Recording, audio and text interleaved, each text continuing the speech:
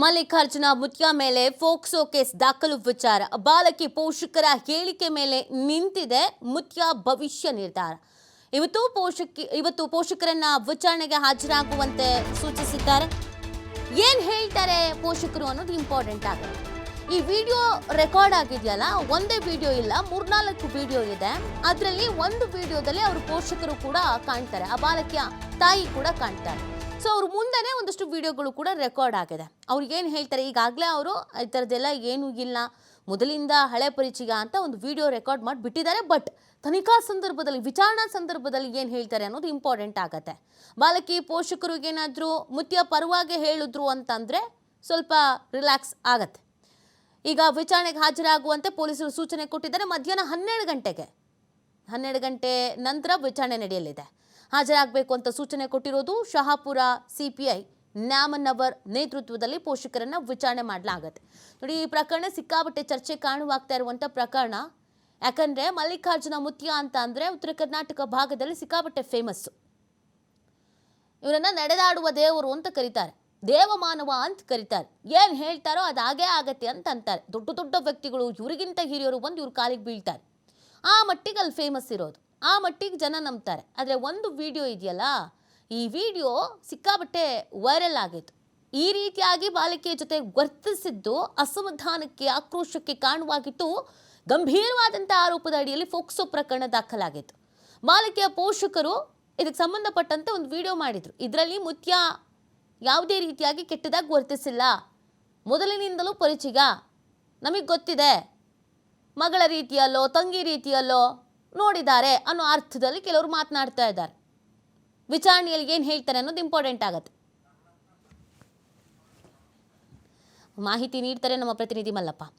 ಈ ಪ್ರಕರಣಕ್ಕೆ ಸಂಬಂಧಪಟ್ಟಂತೆ ಬಾಲಕಿ ಪೋಷಕರ ಸ್ಟೇಟ್ಮೆಂಟ್ ಬಹಳ ಇಂಪಾರ್ಟೆಂಟ್ ಆಗುತ್ತೆ. ಈಗಾಗಲೇ ಅವರು ವಿಡಿಯೋ ಮಾಡಿದ್ದಾರೆ, ಬಟ್ ವಿಚಾರಣೆಯಲ್ಲಿ ಏನು ಹೇಳ್ತಾರೆ ಅನ್ನೋದು ಇಂಪಾರ್ಟೆಂಟು. ಆ ಒಂದು ಸ್ಟೇಟ್ಮೆಂಟ್ ಮೇಲೆ ಈ ಪ್ರಕರಣ ಹೇಗೆ ನಿಂತಿದೆ ಅಂತ.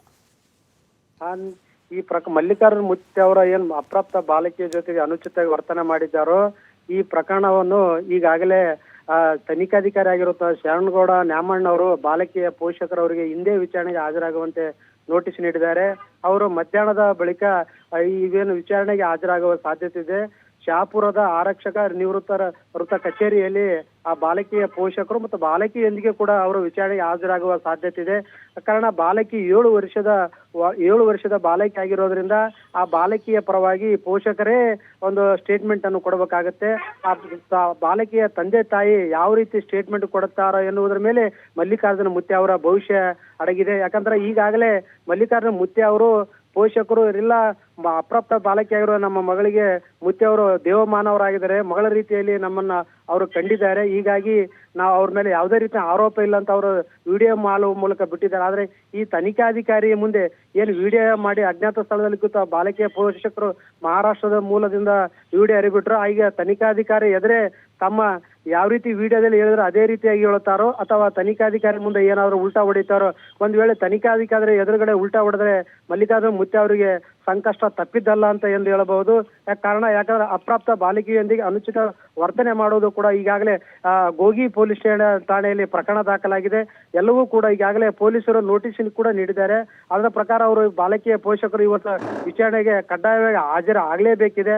ಹಾಜರಾದಂತ ಸಂದರ್ಭದಲ್ಲಿ ಅವರು ಮಗಳೊಂದಿಗೆ ಯಾವ ರೀತಿಯಿಂದ ನಡ್ಕೊಂಡ್ರು, ಇದು ಕಾನೂನು ಪ್ರಕಾರವಾಗಿ ನಡ್ಕೊಂಡ್ರು, ಕಾನೂನು ವಿರುದ್ಧವಾಗಿ ನಡ್ಕೊಂಡ್ರು, ಬಾಲಕಿಯೊಂದಿಗೆ ಪ್ರೀತಿಯಿಂದ ನಡ್ಕೊಂಡ್ರು ಅಥವಾ ಅದರಿಂದ ಏನಾದರೂ ದುರುದ್ದೇಶವಿತ್ತು ಎಂಬುದು ಬಾಲಕಿಯ ಪೋಷಕರೇ ಹೇಳ್ಬೇಕಾಗತ್ತೆ. ಯಾಕಂದ್ರೆ ತನಿಖಾಧಿಕಾರಿ ಆಗಿರ್ತಕ್ಕಂಥ ಶರಣಗೌಡ ಅವರು ಈಗಾಗಲೇ ಅವ್ರಿಗೆ ನೋಟಿಸ್ ಕೂಡ ನೀಡಿದ್ದಾರೆ, ಹಿಂದೆ ಬರುವಂತೆ ಅವ್ರು ಹೇಳಿದ್ದಾರೆ.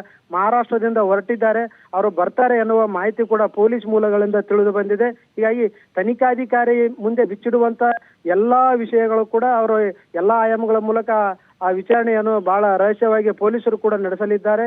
ಹೀಗಾಗಿ ಮಲ್ಲಿಕಾರ್ಜುನ ಮುತ್ಯ ಅವರಿಗೆ ಇದೇನು ಇವತ್ತು ಸಂಕಷ್ಟ ಒದಗಿ ಬರುತ್ತೋ ಅಥವಾ ಇನ್ನ ಯಾವ ರೀತಿಯಿಂದ ಅವ್ರ ಮೇಲೆ ಪೋಷಕರು ಏನಾದ್ರು ಮುತ್ಯ ಅವ್ರ ಪರವಾಗಿ ಮತ್ತೊಮ್ಮೆ ಬ್ಯಾಟ್ ಮೂಲಕ ಮುತ್ಯನ ಅವರನ್ನು ಆ ಪೋಷಕರ ಬಚಾವ್ ಮಾಡುತ್ತವರು ಅಥವಾ ಇಲ್ಲ ಎಂಬುದು ಕಾನೂನಿನ ಮೇಲೆ ನಿರ್ಧಾರ ಆಗಿರ್ತಕ್ಕಂಥ ತನಿಖಾಧಿಕಾರಿ ಅವರು ಈಗಾಗಲೇ ಎಲ್ಲಾ ಆಯಾಮಗಳಿಂದ ಅವ್ರು ತನಿಖೆ ಮಾಡ್ತಾ ಇದ್ದಾರೆ. ಯಾಕಂದ್ರೆ ಬಾಲಕಿ ಅಪ್ರಾಪ್ತಲಾಗಿರೋದ್ರಿಂದ ಅವರು ಹೇಳಿಕೆಯನ್ನು ದಾಖಲಾಗ ಮಾಡಲು ಬರೋದಿಲ್ಲ ಕಾನೂನು ಪ್ರಕಾರ. ಹೀಗಾಗಿ ಆ ಪೋಷಕರು ಏನ್ ಹೇಳ್ತಾರೋ ಅದೇ ಒಂದು ಅಂತಿಮ ನಿರ್ಧಾರ ಆಗತ್ತೆ. ಪೋಷಕರ ಹೇಳಿಕೆಯನ್ನ ಆಧರಿಸಿ ಅವ್ರೇನಾದ್ರೂ ಕಾನೂನು ಪ್ರಕಾರ ಸರಿಯಾದ ರೀತಿ ಅಂತ ಹೇಳಿದ್ರೆ ಪೋಷಕರ ಹೇಳಿಕೆಯನ್ನು ಆಧರಿಸಿ ಮುಂದಿನ ದಿನಗಳಲ್ಲಿ ಪೊಲೀಸರು ಇದನ್ನು ಮತ್ತೊಂದು ವಿಸ್ತೃತವಾಗಿ ತನಿಖೆ ನಡೆಸುವ ಸಾಧ್ಯತೆ ಇದೆ.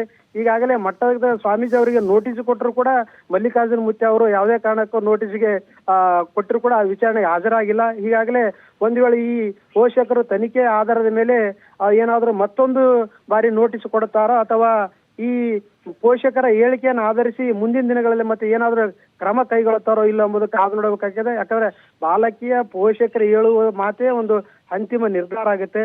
ಯಾಕಂತಂದ್ರೆ ಕಾನೂನು ಉಲ್ಲಂಘನೆ ಆಗಿರುವುದು ಏನಾದರೂ ಅವರು ತಮ್ಮ ಬಾಯಲ್ಲಿ ಹೇಳ್ಬಿಟ್ರೆ ತನಿಖಾಧಿಕಾರಿ ಎಂಬುದು ಸತ್ಯವನ್ನು ತಿಳಿಸ್ಬಿಟ್ರೆ, ಯಾಕಂದ್ರೆ ಮುತ್ಯ ಅವರಿಗೆ ಸಂಕಷ್ಟ ಮತ್ತಷ್ಟು ಈಡಾಗಲಿದ್ದಾರೆ ಅವರು. ಹೀಗಾಗಿ ಪೋಷಕರು ಅವರು ಹೇಳೋಕೆಯನ್ನು ಆಧರಿಸಿಯೇ ಮುಂದಿನ ದಿನಗಳ ಐಒ ಅವರು ತನಿಖೆಯನ್ನು ಯಾವ ನಿಟ್ಟಿನತ್ತ ನಡೆಸಬೇಕು, ಇದರ ವಿಚಾರಣೆ ಯಾವ ರೀತಿ ನಡೆಸಬೇಕು, ಏನಾದರೂ ಒಂದ್ ವೇಳೆ ಮುತ್ಯ ಅವರು ಮತ್ತೊಂದು ನೋಟಿಸ್ ಕೊಟ್ಟರೆ ಅವ್ರು ಏನಾದ್ರು ವಿಚಾರಣೆಗೆ ಹಾಜರಾಗದಿದ್ರೆ ಈಗೇನು ತನಿಖಾ ತಂಡನ ರಚನೆ ಮಾಡಿದ್ರೆ ಅವರು ಕೂಡ ಆ ಮುತ್ಯ ಅವರು ಎಲ್ಲಿದ್ದಾರೋ ಅಲ್ಲಿಂದಲೇ ಅವರನ್ನು ಬಂಧಿಸುವ ಸಾಧ್ಯತೆ ಇದೆ. ಈಗಾಗಲೇ ಮುತ್ಯ ಅವರು ಹೇಳಿದ ಪ್ರಕಾರ ನಾನು ಎಲ್ಲಿಯೂ ಹೋಗಿಲ್ಲ, ಇಲ್ಲೇ ಇದ್ದೇನೆ, ಯಾವುದೇ ಕಾರಣಕ್ಕೂ ಭಕ್ತರು ಆತಂಕ ಪಡುವುದು ಅಗತ್ಯ ಇಲ್ಲ, ಹೀಗಾಗಿ ನಾನು ವಿಚಾರಣೆ ಕರೆದ್ರೆ ಬರುತ್ತೇನೆ ಅಂತ ಅವ್ರು ಹೇಳಿದ್ದಾರೆ. ಆದ್ರೆ ವಿಚಾರಣೆಗೆ ಕರೆದ್ರೆ ಬರ್ತೀನಿ ಅಂದಂತ ಮುತ್ಯ ಅವರು ಇಲ್ಲಿವರೆಗೂ ಕೂಡ ವಿಚಾರಣೆ ಹಾಜರಾಗ್ತಾ ಇಲ್ಲ. ಯಾಕಂದ್ರೆ ಪೋಸ್ಕೋ ಕೇಸ್ ದಾಖಲಾಗಿ 24 ತಾಸು ಕಳೆದ್ರು ಕೂಡ ಮುತ್ಯ ಅವರು ನಾನು ಎಲ್ಲಿದ್ದೇನೆ ಎಂಬುದು ಕೂಡ ಬಾಯಿ ಬಿಟ್ಟಿಲ್ಲ. ಬರೀ ವಿಡಿಯೋ ಮೂಲಕನೇ ನಾ ಇಲ್ಲೇ ಇದ್ದೇನೆ ಅಂತ ಹೇಳಿದ್ದಾರೆ. ಆದ್ರೆ ಒಂದು ಪೊಲೀಸ್ ಮೂಲಗಳ ಪ್ರಕಾರ ಅವರು ಹೈದರಾಬಾದ್ ನಲ್ಲಿ ಇದ್ದಾರೆ ಅಂತ ಹೇಳಲಾಗ್ತದೆ, ಮತ್ತೊಂದು ಪ್ರಕಾರ ತೆಲಂಗಾಣದಲ್ಲಿ ಏನಾದ್ರು ಇದ್ದಾರೆ ಅಂತಾರೆ. ಆದ್ರೆ ಎಲ್ಲಿದ್ದಾರೆ ಎಂಬುದು ಕೂಡ ಯಾವುದೇ ಕಾರಣಕ್ಕೂ ಗೊತ್ತಿಲ್ಲ. ಆದ್ರೆ ಪೊಲೀಸರು ಆ ಮುತ್ಯ ಅವರು ಪತ್ತೆ ಹಚ್ಚಬೇಕಾದ್ರೆ ಅವರ ಮೇಲೆ ಸೂಕ್ತವಾದ ಕಾನೂನು ಕ್ರಮ ಕೈಗೊಳ್ಳಬೇಕಾದ್ರೆ ಅವರು ಎಲ್ಲಿದ್ದಾರೋ ಅಜ್ಞಾತ ಸ್ಥಳದಲ್ಲಿಂದ ವಿಡಿಯೋ ಎಲ್ಲಿಂದ ಬಿಟ್ಟಿದಾರೋ ಅಲ್ಲಿಂದ ಪತ್ತೆ ಮಾಡತ್ತವರು ಅಥವಾ ಇಲ್ಲ ಎಂಬುದು ಅದು ಕೂಡ ಬಹಳ ಯಕ್ಷ ಪ್ರಶ್ನೆಯಾಗಿದೆ. ಹೀಗಾಗಿ ಈ ಪ್ರಕರಣವನ್ನು ಯಾವ ರೀತಿಯಿಂದ ನಿಭಾಯಿಸಬೇಕೆಂಬುದೇ ಸ್ವಲ್ಪ ಪೊಲೀಸರು ಸಾಕಷ್ಟು ಸೂಕ್ಷ್ಮತೆಯಿಂದ ಬಹಳ ಎಚ್ಚರಿಕೆ ಹೆಜ್ಜೆ ಇಡುತ್ತಿದ್ದಾರೆ. ಯಾಕಂದ್ರೆ ಇದು ಸ್ವಾಮೀಜಿ ಆಗಿರೋದ್ರಿಂದ ಬಹಳ ಸೂಕ್ಷ್ಮದ ವಿಚಾರ ಆಗಿದೆ. ಯಾಕಂದ್ರೆ ಭಕ್ತರು ಏನಾದ್ರು ಸ್ವಲ್ಪ ಭಕ್ತರು ಏನಾದ್ರು ತೊಂದರೆ ಆಗ್ಬಿಟ್ರೆ ಭಕ್ತರು ಕೂಡ ಎದುರು ಬೀಳುವ ಸಾಧ್ಯತೆ ಇರುವ ಕಾರಣದಿಂದಾಗಿ ಹೀಗಾಗಿ ಮುತ್ಯ ಅವರ ಪ್ರಕರಣವನ್ನು ಬಹಳ ಸೂಕ್ಷ್ಮವಾಗಿ ಅರಿತುಕೊಂಡು ಪೊಲೀಸರು ತನಿಖೆ ನಡೆಸುತ್ತಿದ್ದಾರೆ. ಹೀಗಾಗಿ ಈಗ ವಿಚಾರಣೆಗೆ ಬರುವಂತೆ ಪೋಷಕರಿಗೆ ಏನ್ ನೋಟಿಸ್ ನೀಡಿದ್ದಾರೆ ಅವರು ಬರುತ್ತಿದ್ದಾರೆ ಅಂತ ಹೇಳಲಾಗ್ತಾ ಇದೆ. ಮುಂದಿನ ದಿನಗಳ ಈಗ ತನಿಖೆ ಕೂಡ ಐವೇ ಅವರು ನಡೆಸಲು ಎಲ್ಲಾ ರೀತಿಯಿಂದ ಶಹಾಪುರ ಪೊಲೀಸ್ ಸ್ಟೇಷನ್ ಅಲ್ಲಿ ಸಕಲ ಸಿದ್ಧತೆ ಮಾಡಿಕೊಂಡಿದ್ದಾರೆ. ಪೊಲೀಸರು ಬರೋದನ್ನೇ ಕಾಯ್ತಾ ಕುಳ್ಕೊಂಡಂತ ಪರಿಸ್ಥಿತಿ ಇದೆ ಅವರಿಗೆ. ಹೀಗಾಗಿ ಅವ್ರು ಬಂದ್ರೆ ಎಲ್ಲಾ ರೀತಿಯಿಂದ ತನಿಖೆ ನಡೆಸುವ ಮೂಲಕ ಆ ಪ್ರಕರಣದ ಸತ್ಯಾಸತ್ಯತೆಯನ್ನು ತಿಳ್ಕೊಳ್ಳಲಿದ್ದಾರೆ. ಥ್ಯಾಂಕ್ ಯು ಮಲ್ಲಪ್ಪ ತಮ್ಮೆಲ್ಲ ಡೀಟೇಲ್ಸ್ಗೆ.